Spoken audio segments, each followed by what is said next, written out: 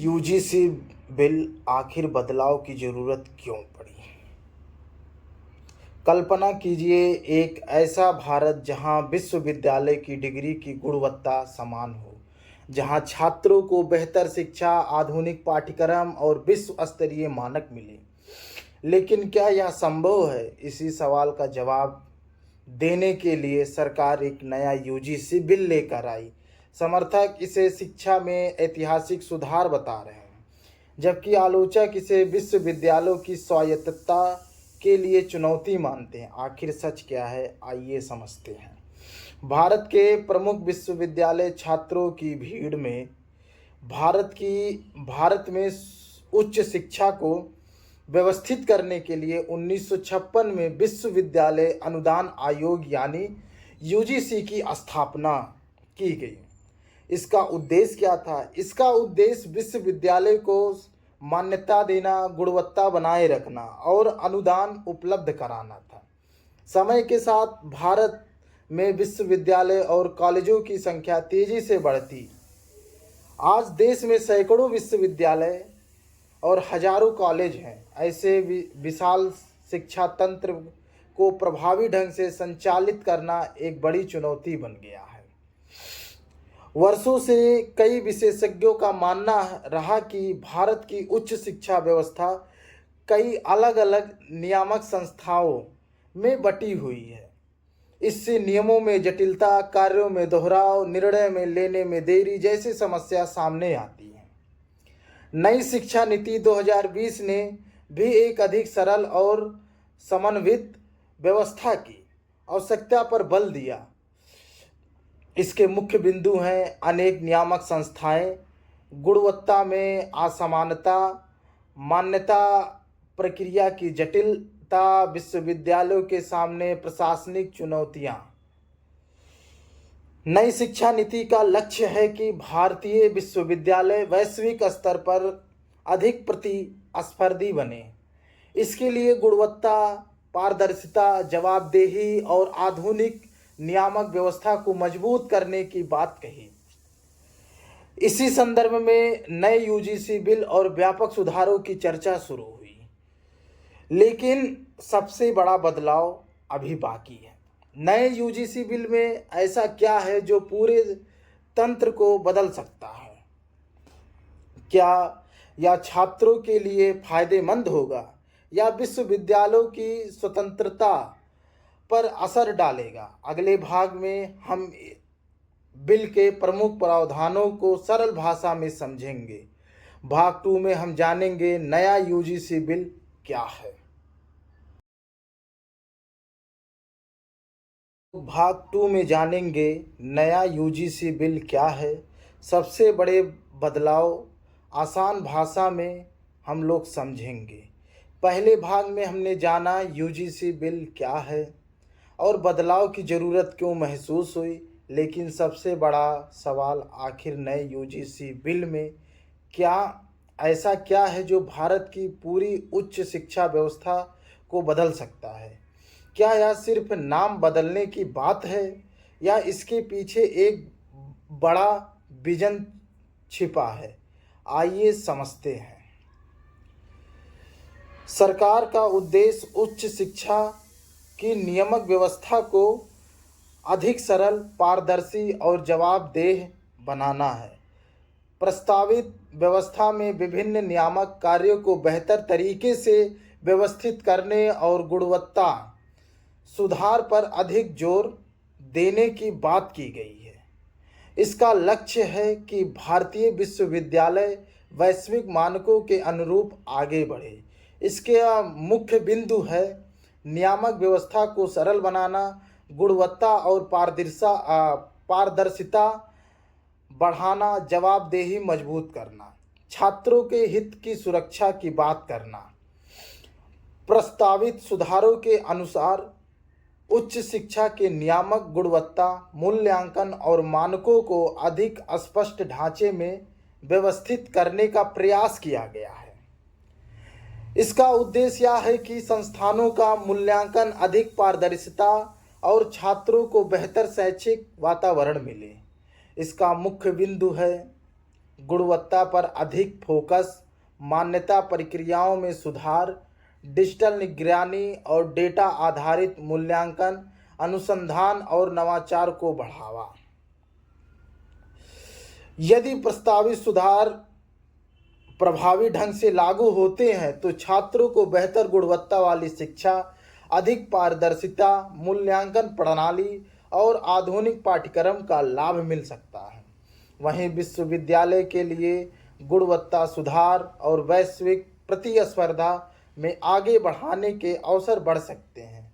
वास्तविक प्रभाव इस बात पर निर्भर करेगा कि अंतिम कानून इसका क्रियान्वयन कैसा होता है।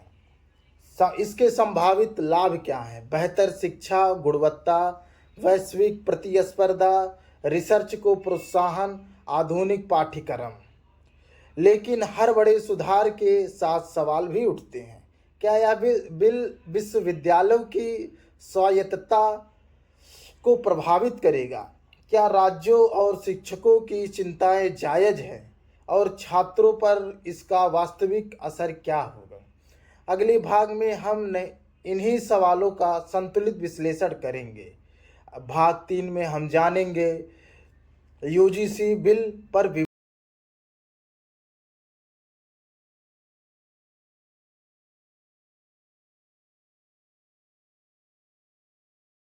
हम लोग जानेंगे यूजीसी बिल पर विवाद, समर्थन और विरोध। पहले 2 भागों में हमने जाना कि यूजीसी क्या है और प्रभावित नए बिल का उद्देश्य क्या है। लेकिन अब आते हैं उस हिस्से पर जिसने सबसे ज़्यादा बहस छेड़ी है। क्या यह बिल भारत की शिक्षा व्यवस्था को मजबूत करेगा या विश्वविद्यालयों की स्वायत्तता को प्रभावित करेगा? आइए दोनों पक्षों के बात को समझते हैं। बिल के समर्थकों का कहना है कि भारत की उच्च शिक्षा व्यवस्था में लंबे समय से सुधार की आवश्यकता महसूस की जा रही थी। उनका मानना है कि एक अधिक स्पष्ट और जवाबदेह नियामक ढांचा गुणवत्ता बढ़ाने में मदद कर सकता है। समर्थकों के प्रमुख तर्क गुणवत्ता मानकों को मजबूत करने का प्रयास, पारदर्शी और आधुनिक नियामक व्यवस्था, अनुसंधान और नवाचार को प्रोत्साहन, वैश्विक प्रतिस्पर्धा में भारतीय विश्वविद्यालयों की स्थिर बेहतर करने की संभावना, छात्रों के लिए बेहतर शैक्षिक, आलोचकों की चिंताएं। दूसरी ओर कुछ शिक्षावादों, विश्वविद्यालय और अन्य हितधारकों ने कई चिंताएं भी व्यक्त की हैं। उनका कहना है कि किसी भी बड़े सुधार में विश्वविद्यालयों की स्वायत्तता, संघीय ढांचे, शैक्षिक स्वतंत्रता जैसे मुद्दों पर सावधानीपूर्वक विचार होना चाहिए। उठाए जाने वाली प्रमुख चिंताएं विश्वविद्यालय की स्वायत्तता पर संभावित प्रभाव, निर्णय प्रक्रिया में केंद्रीकरण की आशंका, राज्यों की भूमिका को लेकर सवाल, क्रियान्वयन की व्यवहारिक चुनौतियां, छोटे और ग्रामीण संस्थानों पर प्रभाव को लेकर चिंता, महत्वपूर्ण विभिन्न पक्षों द्वारा व्यक्त चिंताएं, अंतिम प्रभाव कानून के रूप और उनके लागू के होने के तरीके पर निर्भर करेगा।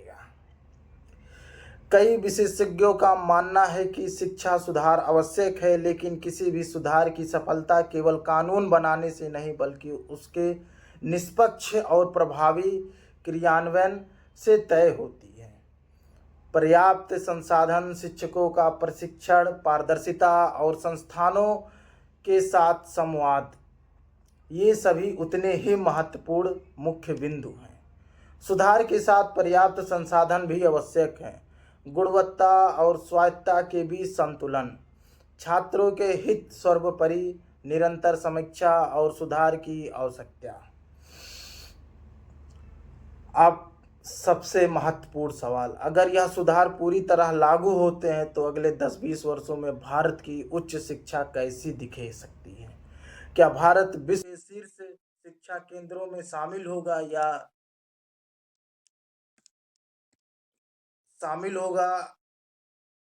या अभी कुछ चुनौतियां बाकी हैं। अंतिम भाग में हम बात करेंगे, भविष्य की विश्लेषण करेंगे। अब हम लोग चौथी भाग में जानेंगे कि भारत की उच्च शिक्षा का भविष्य, यूजीसी बिल, अंतिम विश्लेषण क्या है। चार में हम बात करेंगे यूजीसी बिल का भविष्य, क्या बदलेगी भारत की उच्च शिक्षा व्यवस्था। हमने जाना कि यूजीसी क्या है, प्रस्तावित बिल के उद्देश्य क्या है और इसके समर्थन व विरोध में कौन कौन से तर्क दिए गए जा रहे हैं। अब आखिरी और सबसे महत्वपूर्ण सवाल, अगर यह सुधार पूरी तरह लागू होते हैं तो भारत की उच्च शिक्षा का भविष्य कैसा हो सकता है। यदि सुधार प्रभावी ढंग से लागू किए जाते हैं तो उच्च शिक्षा में कई सकारात्मक बदलाव देखने को मिल सकते हैं। हालांकि इन परिणामों का स्तर, नीति के अंतिम स्वरूप और उसके क्रियान्वयन पर निर्भर करेगा। संभावित लाभ, शिक्षा की गुणवत्ता में सुधार, रिसर्च और इनोवेशन को बढ़ावा, अंतर्राष्ट्रीय सहयोग बढ़ाने की संभावना, छात्रों के लिए अधिक पारदर्शी और आधुनिक व्यवस्था, वैश्विक रैंकिंग में भारतीय संसाधनों की स्थिति बेहतर होने की संभावना। चुनौतियाँ क्या क्या हैं। हर सुधार अपने साथ साथ चुनौतियाँ भी लाता है। किसी भी नई व्यवस्था की सफलता के केवल कानून नहीं बल्कि उसके निष्पक्ष और प्रभावी क्रियान्वयन पर निर्भर करती है। मुख्य चुनौतियाँ क्या क्या हैं। सभी विश्वविद्यालयों में समान स्तर पर संसाधन उपलब्ध कराना, ग्रामीण और छोटे संस्थानों को पर्याप्त सहयोग, शिक्षकों का प्रशिक्षण और क्षमता निर्माण, पारदर्शी मूल्यांकन और जवाबदेही, केंद्र, राज्य और विश्वविद्यालयों के बीच समन्वय। यदि शिक्षा सुधारों के साथ पर्याप्त निवेश, गुणवत्तापूर्ण शिक्षक, आधुनिक शोध और संस्थागत स्वायत्तता का संतुलन बनाए रखा जाए तो वर्ष 2047 तक भारत वैश्विक ज्ञान अर्थव्यवस्था में एक प्रमुख भूमिका निभा सकता है। लेकिन यह लक्ष्य केवल किसी एक बिल से नहीं बल्कि सरकार, विश्वविद्यालय, शिक्षकों, छात्रों और समाज सभी संयुक्त प्रयास से संभव होगा। विकसित भारत की संकल्पना, आधुनिक विश्वविद्यालय, भारतीय वैज्ञानिक, स्टार्टअप और नवाचार। यूजीसी बिल केवल एक कानूनी दस्तावेज नहीं बल्कि भारत की उच्च शिक्षा के भविष्य पर चल रही एक बड़ी बहस का हिस्सा है। इसके समर्थक इसे गुणवत्ता सुधार की दिशा में महत्वपूर्ण कदम मानते हैं, जबकि आलोचक विश्वविद्यालय की स्वायत्तता और संघीय संतुलन जैसे मुद्दों पर सावधानी बरतने की बात करते हैं। अंततः किसी भी शिक्षा सुधार की सफलता इस बात पर निर्भर करेगी कि छात्रों, शिक्षकों और संसाधनों के हितों की रक्षा करते हुए गुणवत्तापूर्ण शिक्षक को कितना बढ़ावा देते हैं। आपकी राय क्या है? क्या यूजीसी बिल भारत की उच्च शिक्षा की नई दिशा देगा या इसमें और सुधार की ज़रूरत है? आपकी राय कमेंट में लिखें। अगर आपको यह चारों भाग की डॉक्यूमेंट्री पसंद आई तो वीडियो को लाइक करें, शेयर करें और आकाश एजुकेशनल को सब्सक्राइब करें। मिलते हैं अगली डॉक्यूमेंट्री में। धन्यवाद। अगली डॉक्यूमेंट्री हमारी होगी नई शिक्षा नीति, NEP, न्यू एजुकेशन पॉलिसी 2020। अवसर और चुनौतियाँ भी इसके बारे में देखेंगे। तब तक लाइक करें, कमेंट करें, सब्सक्राइब करें, आकाश एजुकेशनल को फॉलो करें।